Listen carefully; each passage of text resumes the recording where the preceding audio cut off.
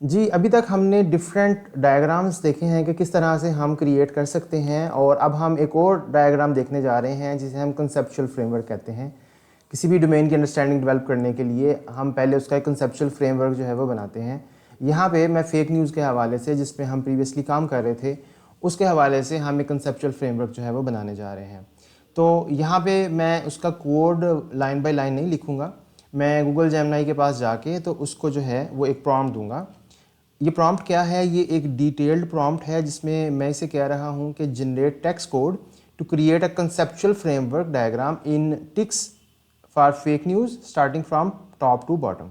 तो पहली लाइन में मैं उसे बता रहा हूँ कि टिक्स का पैकेज जो है वो यूज़ करना है, फेक न्यूज़ के ऊपर बनाना है, और ये टॉप से बॉटम बनेगा। The top should show social media platforms, data modalities and languages.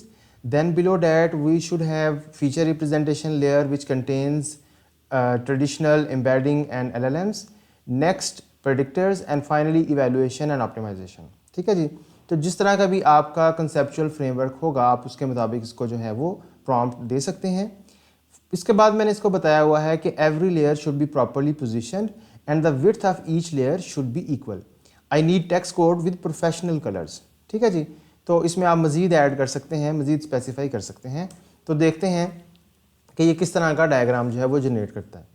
ठीक है जी। अब यहाँ पे ये चीज़ ध्यान में रखें कि जो मैं प्रॉम्प्ट दे रहा हूँ आप भी वही सेम प्रॉम्प्ट देंगे, या मैं भी इवन अगर दूसरी दफ़ा वो प्रॉम्प्ट दूंगा तो वो डिफरेंट जो है वो कोड जनरेट करेगा। कोड हो सकता है कि वो आपको पसंद ना आए या उसका आउटपुट पसंद ना आए, तो आप दोबारा से जो है वो ट्राई कर सकते हैं। तो यहाँ पे मैंने एक ब्लैंक प्रोजेक्ट क्रिएट किया हुआ था, तो यहाँ पे मैं उसको पेस्ट कर देता हूँ और इसको सेव करता हूँ। तो आप देख सकते हैं कि ये इसने कुछ इस तरह से जो है वो मुझे एक डायग्राम जो है वो बना दिया है। ठीक है जी। तो यहाँ पे आप देख सकते हैं कि कुछ एरर भी जो है वो आ रहे हैं। अगर हम इस पर लेके जाएं तो ये आ रहा है कि जी package PGF keys error, I do not know the TikZ drop shadow. ठीक है जी। तो उसने ड्रॉप शेडो यूज़ किया है। ये बेसिकली जैसे जैसे हम ये कुछ एडवांस्ड डायग्राम्स की तरफ जाएंगे हम देखेंगे कि इसमें कंपैटिबिलिटी के कुछ इशू आते हैं। LLMs जो कोड जनरेट करते हैं वो एक पर्टिकुलर हो सकता है कि एक पर्टिकुलर लेटेक्स के वर्जन का कर रहे हों, लेकिन ओवरलीफ जो है उसका एक पर्टिकुलर वर्जन पे वो चल रहा हो। तो यहाँ पे कुछ कंपैटिबिलिटी के जो हैं वो इश्यूज आते हैं। मैं ऐसे करता हूँ कि एक दफ़ा दोबारा इसको वही वाला प्रॉम्प्ट जो है वो दे के देखता हूँ, ताकि हम देख सकें कि दूसरी दफ़ा ये किस तरह का जो है वो हमारे लिए डायग्राम जो है वो क्रिएट करता है। तो मैं इसको कॉपी करता हूँ, यहाँ पे दोबारा पेस्ट करता हूँ। तो अब दोबारा से ये कोड जनरेट कर रहा है। मैं इसको कॉपी करता हूँ कोड को, और यहाँ पे मैं इसको पेस्ट कर देता हूँ, इसको सेव करता हूँ। तो अब देखें ये उसने किस तरह का डायग्राम जो है वो क्रिएट किया है। इसके अंदर जो है वो कुछ टेक्स्ट भी है लेकिन वो क्लियरली नज़र नहीं आ रहा। ठीक है।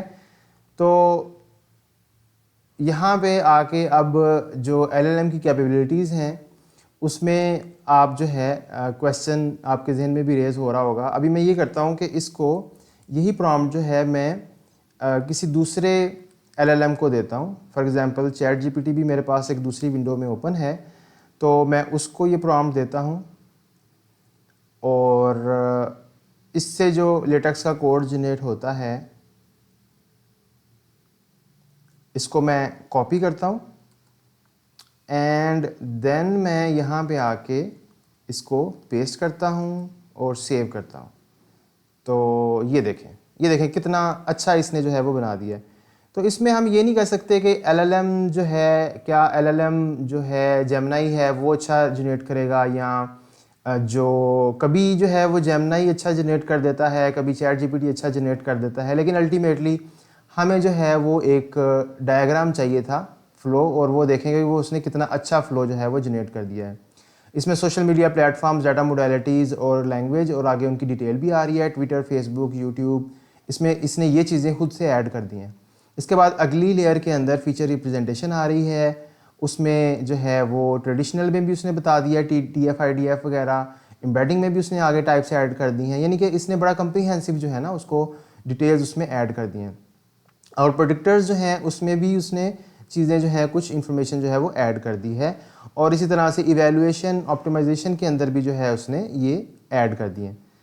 तो अगर हम लेफ़्ट साइड पे देखें इसका जो कोड जनरेट हुआ है, तो यहाँ पे टिक्स की जो लाइब्रेरी है वो तो उसने पैकेज यूज़ किया है। इसके अलावा इसने टिक्स लाइब्रेरी में से पोजीशनिंग, एरोज़ और मल्टी पार्ट शेप्स भी जो हैं वो यूज़ की हुई हैं। इसने कुछ कलर जो हैं वो डिफ़ाइन किए हुए हैं, ब्लू, पर्पल, ग्रीन और ऑरेंज। और आप इनको यहाँ पे RGB वैल्यूज़ चेंज भी कर सकते हैं, ठीक है। तो ये बॉक्स फिल, बॉर्डर कलर, ये सारे यहाँ पे सेटिंग्स उसने जनरेट की हैं। और ये एक स्टैंड अलोन डॉक्यूमेंट है, यानी कि आप इसकी PDF को एज इट इज़ डाउनलोड करके एज अ PDF जो है, एज जैसे इमेज ऐड होती है वैसे ही एज अ PDF किसी डॉक्यूमेंट में ऐड कर सकते हैं। इसके बाद नीचे जो है वो कुछ आप देख सकते हैं कि हमारे पास उसकी टिक्स जो पिक्चर है उसकी कुछ सेटिंग्स हैं, ठीक है। बॉर्डर कॉर्नर जो हैं वो 6 पॉइंट्स होने चाहिए, यानी ये जो राउंडेड बॉर्डर्स हैं, ठीक है। इसकी डिटेल्स आप समझ सकते हैं अपने LLM से।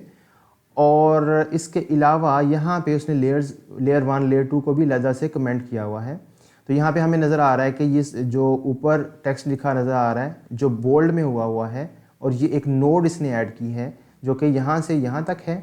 इसमें ये देखें, ये फुट नोट साइज़ भी आ रहा है जिसमें आ रहा है कि इसमें डिफरेंट जो है ना वो प्लेटफॉर्म्स की डिटेल है, मोडेलिटीज़ की है। यानी कि अब आप इसको यहाँ पे इजीली एडिट कर सकते हैं अपने हिसाब से, और आपका जो डायग्राम है, कंसेप्चुअल फ्रेमवर्क जो है वो रेडी है। तो आपने देखा कि किस तरह से हमें ये पहले क्या होता था कि ये सारा कोड आपको खुद लिखना पड़ता था अगर आपने इस तरह की फ़िगर बनानी है, लेकिन अब आप डिफरेंट LLMs को यूज़ करके तो ये फिगर जो है ऑटोमेटिकली जो है वो क्रिएट कर सकते हैं।